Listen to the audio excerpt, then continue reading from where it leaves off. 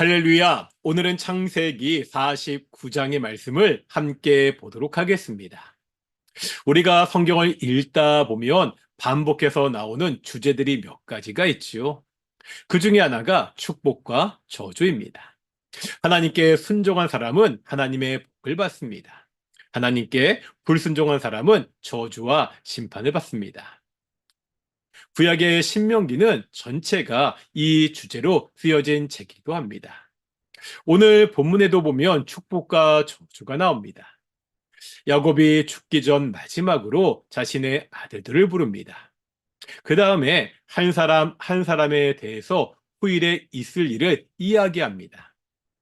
자식들이잖아요. 다 좋은 말을 할 것 같습니다. 하지만 세 사람은 축복의 말이 아니라 심판의 말을 듣습니다. 루벤과 시므온과 레위입니다. 이 중에서 시므온과 레위에 대한 심판 한번 보실까요? 7절에 보면 이렇게 말하고 있습니다. 그 노여움이 혹독하니 저주를 받을 것이요 분기가 맹렬하니 저주를 받을 것이라. 내가 그들을 야곱 중에서 나누며 이스라엘 중에서 흩으리로다. 이 세 사람은 왜 이런 심판의 말을 듣지요? 다른 것이 아닙니다. 이들의 죄 때문입니다. 먼저 루벤의 죄는 무엇입니까? 4절에 보면 루벤이 아버지의 침상에 올라 더럽혔다고 나옵니다. 루벤은 아버지의 침상에 올랐습니다.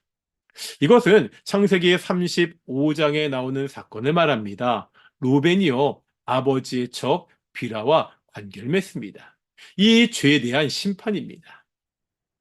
시므온과 레위의 죄는 6절에 나옵니다. 6절에 보니까 이 둘은요 분노대로 사람을 죽이고 혈기대로 소의 발목 심줄을 끊었습니다. 어떤 사건인지 아시겠습니까? 이것은 창세기 34장에 나오는 사건입니다. 시므온과 레위가 동생 디나를 겁탈한 세겜성 사람들을 속이고 학살한 사건을 이야기합니다. 그 죄에 대한 하나님의 심판을 받고 있습니다. 죄에 대한 하나님의 태도는 분명합니다. 심판입니다. 하나님은 죄를 그냥 넘기시는 분이 아니십니다. 성경에는 죄에 대해서 너무나 무섭게 심판하시는 하나님의 모습이 자주 나옵니다. 노아의 때 어떤 일이 있었지요? 악한 세상이 홍수로 하나님의 심판을 받았습니다. 소돔과 고모라는요, 그들의 죄 때문에 하나님의 불의 심판을 받았습니다. 죄를 심판하시는 것, 이것이 하나님의 공의입니다. 그런데 이 하나님의 심판 중에도 한 가지 우리에게 위안이 있습니다. 죄를 심판하시지만 여전히 하나님께서 그 은혜를 완전히 거두지 않으신다는 겁니다. 레위를 한번 볼까요? 레위는 큰 잘못으로 하나님의 심판을 받았습니다. 하지만 레위의 후손들은 다릅니다. 이런 큰 범죄를 저지른 레위의 후손들이 나중에 어떤 역할을 감당하게 되지요? 하나님의 성전에서 섬기는 역할을 감당하게 되지요. 레위의 후손 중에 아론의 자손들은 제사장이 됩니다. 성전을 관리하고 하나님께 제사를 드립니다. 이스라엘 백성들은 이 레위 지파를 통해 하나님을 만나게 됩니다. 이 레위 지파가 드리는 제사를 통해서 하나님의 용서를 받았습니다. 레위 지파는 하나님을 가장 가까이에서 섬기는 사람들이 됩니다. 여전히 자신의 백성을 사랑하시는 하나님의 사랑을 우리가 볼 수 있습니다. 오늘 하루 무엇보다 우리의 삶을 잘 살펴야 됩니다. 혹시라도 우리가 죄의 길로 빠지지 않도록 조심해야 됩니다. 죄를 심판하시는 공의의 하나님을 잊지 말아야 됩니다.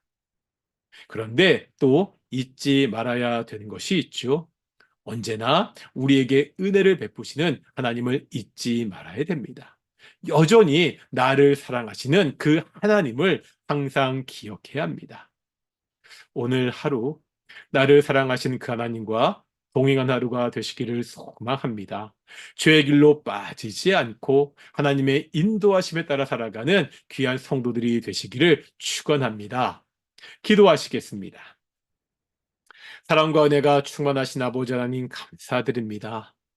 언제나 나를 사랑하시고 언제나 나에게 은혜를 베풀어 주심을 정말로 감사드립니다. 하나님, 오늘도 우리가 하루를 살아가게 됩니다. 이 하루 오직 하나님과 동행하며 살아가는 귀한 하루가 될 수 있도록 인도해 주십시오. 혹시라도 죄의 길로 빠지지 않고 하나님의 인도하심에 따라 살 수 있도록 주께서 지켜 주시옵소서. 감사드립니다. 이 모든 말씀 예수님의 이름으로 기도드렸습니다. 아멘. 마치겠습니다. 샬롬.